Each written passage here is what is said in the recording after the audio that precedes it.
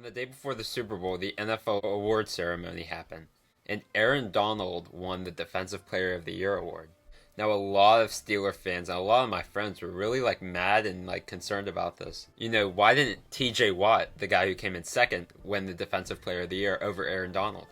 And whenever people compare and make their argument on why TJ Watt should have won, they look at the basic numbers like sacks, tackles, tackles for loss, quarterback hits. And I looked at this, I couldn't agree more, I'll show you a comparison of both of their stats. But TJ Watt led the league in sacks with 15. He led the league in tackles for loss with 23. He had 41 quarterback hits and 53 tackles.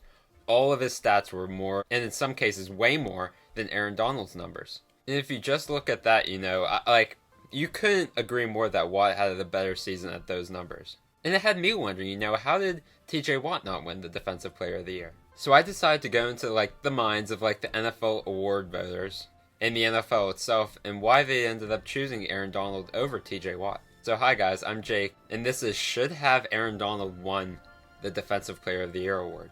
Alright, so if you look at Aaron Donald's position, a couple years ago, he played the defensive end position. He was always the defensive tackle, but he moved there for a short amount of time, and now he's back to the defensive tackle position. And in almost every single case, a defensive end or an edge rusher like TJ Watt is going to get more sack opportunities than Aaron Donald. It's just a fact, and if you look at their sack numbers, Aaron Donald only had 1.5 sacks less than TJ Watt, playing a much tougher position to get sacks at. Because TJ Watt, playing off the edge, he's able to get a running start. He's at a weird angle for the offensive lineman to try to block him. And while TJ Watt is an absolute animal on the line of scrimmage, just take that into consideration. He's able to make moves that Aaron Donald can't make because he can just really push forward.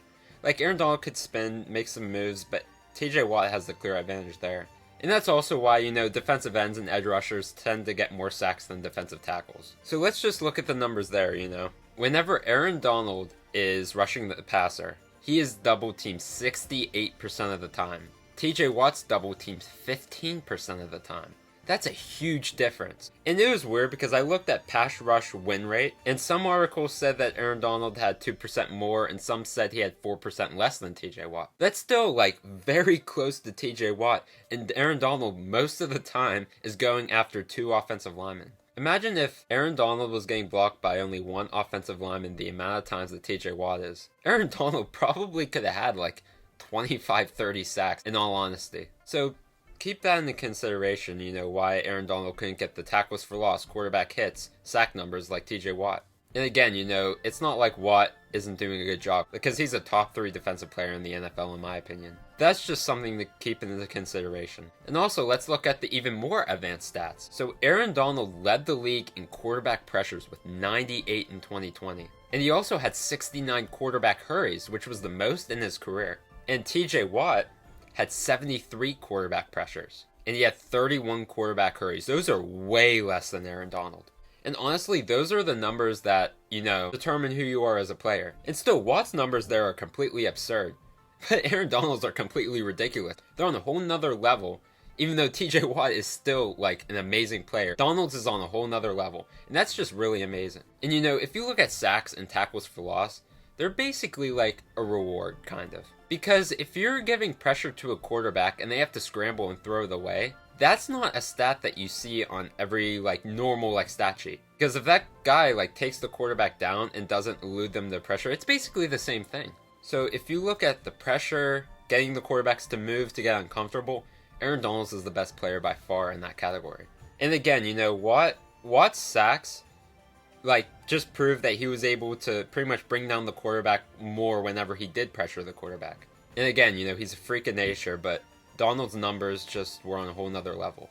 And Donald was even rewarded on Pro Football Focus, and he was the best defensive player in the NFL. And according to Pro Football Reference, he had the most value out of any player in the NFL entirely. So technically speaking, this is Aaron Donald's best season ever. In terms of putting the pressure on the quarterback, winning the line of scrimmage, everything that you need for a defensive lineman, he had his best season ever. And I know Donald had 20.5 sacks before, but still, this is his best season ever. If you look at Aaron Donald's career, he was an All-Pro every single year except his rookie year. He won 2 Defensive Player of the Year awards before 2020.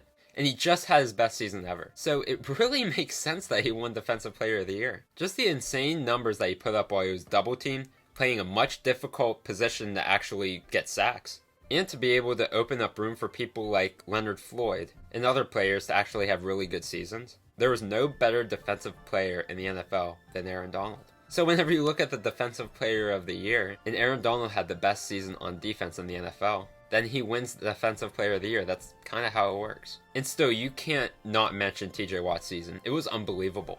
Like, it was so hard to block TJ Watt, and he proved it. You know, he had an all-pro season. He was one of the best defensive players in the NFL. But to answer this question, should Aaron Donald have won the Defensive Player of the Year? Absolutely. And again, TJ Watt was amazing. He's going to be in consideration for Defensive Player of the Year every single year, I believe, for years. If you look at the season Aaron Donald had, you know, he still had a lot of sacks. He still had a lot of tackles for loss and quarterback hits. And yes, TJ Watt had more in all those categories. But if you look at how Donald was putting up the pressure, he was winning more at the line of scrimmage, at the defensive tackle position.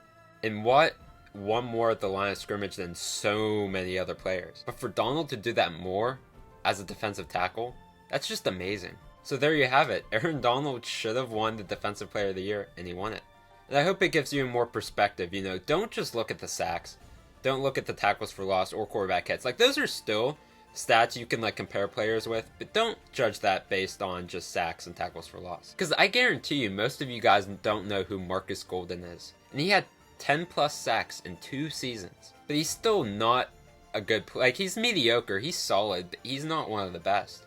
And if you look at Jadeveon Clowney's numbers whenever he was a 3-time Pro Bowler, he never reached 10 sacks. Yet he was better than Marcus Golden. It just shows that pressure is way more important, because if you can get the quarterback to be off his feet, to be nervous, to have to throw the ball away or make a bad throw, then Donald wins it. Thank you guys for watching. Again, I hope you guys gained a more perspective on why Aaron Donald won. And you guys are the 34 best people on YouTube, and I'll see you guys in 2 more days.